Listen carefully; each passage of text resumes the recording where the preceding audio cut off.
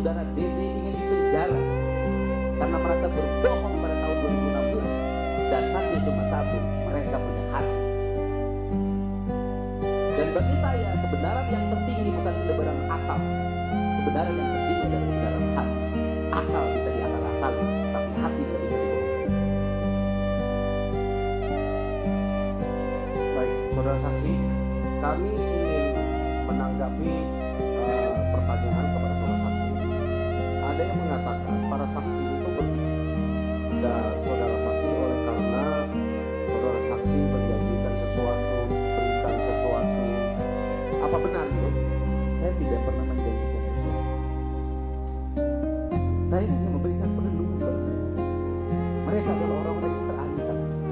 Saksi tidak mengalami keterangan dalam hidup.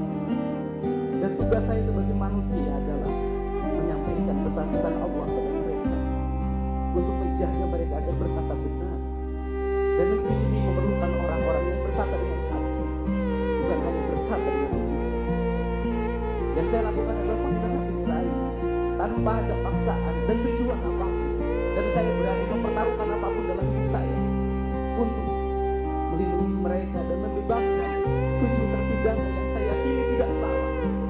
Dan negeri ini tidak boleh membiarkan ada orang yang mengalami kecelakaan, kemudian mohon maaf orang itu juga tamat SMP, padahal bapaknya seorang anggota, dan tiap malam menurut keterangan temannya itu nongkrong minum minuman keras.